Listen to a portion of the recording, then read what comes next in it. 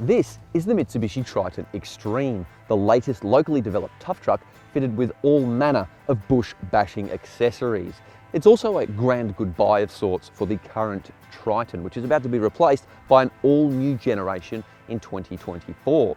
So, is this a fitting finale for the Triton, or a case of too little too late?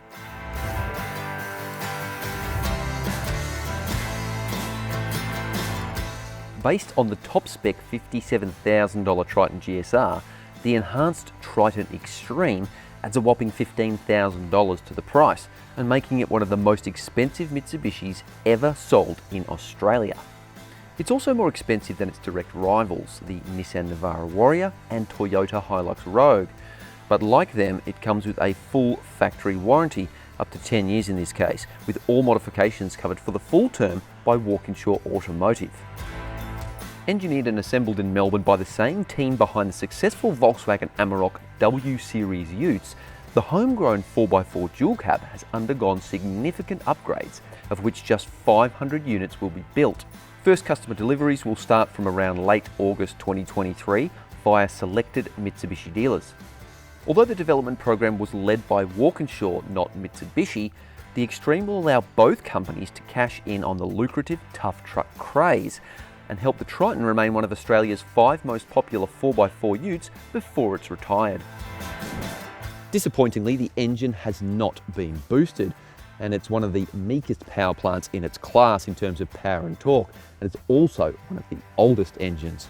But hey, at least it should be reliable. Like most modern utes, it's got a selectable 4x4 system with low range to tackle challenging terrain.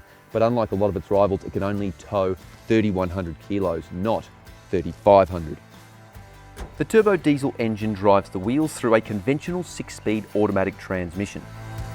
So what do you get for your $15,000 outlay? Well, let's start at the front with this new steel bash plate, which goes right underneath, protects the sump under there. It gives the car a bit more of a tougher look. You've got the contrasting colour, the Triton lettering, and also an integrated LED light bar. So a bit of functionality, a bit more protection, not too bad. But the most meaningful changes occur under here, with new 46mm monotube dampers supplied by SuperShock. Now, Walkinshaw says these improve on-road and off-road capability, which we'll find out about soon, but it should be noted there is no lift kit, which a lot of other tough truck rivals do offer.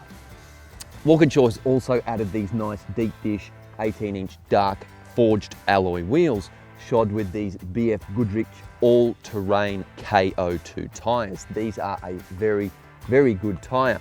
And as you can see, we've also got a slightly pumped out body with these wheel arches. You've also got mud flaps, and because of the new tyres, track has increased by about 34mm. So it gives it a bit more presence on the road. It's got a bit of a tougher look with all those additions. There's a sticker pack which adds a little bit more eye candy along here, and also a new sports bar with Triton lettering. But let's be honest, there's nothing truly extreme about this vehicle. The calling card for most tough trucks is a lift kit, and this has got the same 220mm ride height as the regular GSR. There's also no extra underbody protection for the rear diff or anything like that, which is a little bit weak sauce.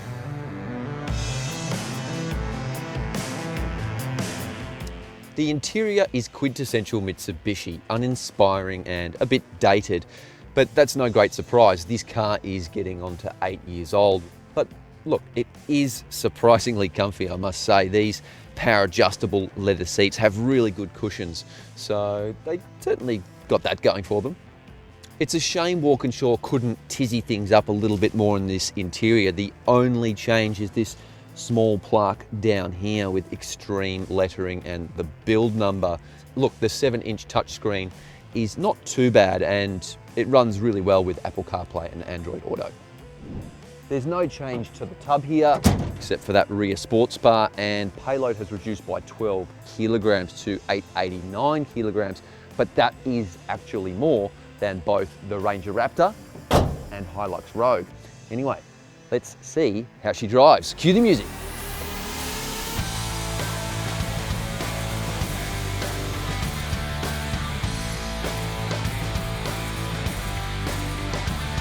All right, first up, we are testing this vehicle on the road course. We're at the Lang Lang Proving Ground. Used to be Holden's old proving ground, and Walkinshaw engineers say the Super Shocks have delivered improved body control, bump absorption, and it definitely does feel a little bit settled. I mean, it's going to be tricky to tell exactly how much better it is till we get it on the road, but first impressions are very positive. The rear end feels far more stable as well, the engineers wanting to create a smoother drive without a load in the back. And they've done just that. It's a far more relaxed machine when unladen. Another thing I'm noticing is the tyres. These BF Goodrich KO2s are sensationally quiet. You wouldn't even know there's an all-terrain tyre on this vehicle. There's no extra tyre roar. It's impressively quiet, refined. The tyres create a slightly larger footprint too, with 34 millimetres of extra width, and this helps with stability, and there's less steering chatter as well. Overall, I think Walkinshaw has done a pretty impressive job with this suspension array. They've improved ride quality a little bit, body control, and reduced head toss, and it just feels a little bit more confident through the corners. But how's it going to go off-road? It's time to swap into the orange model and find out.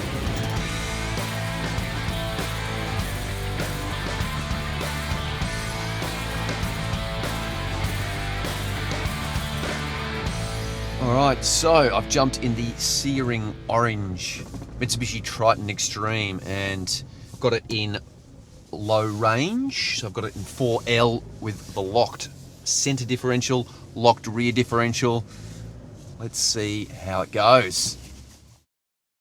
All right, first up, on these muddy, boggy trails, there's no doubt these all-terrain tyres provide better purchase. It's just got more grip, while the road bias tyre would really start spinning through some of this stuff. These things, no problem. It's probably one of the best upgrades you can make to your ute if you want to save a bit of cash. Get good tyres.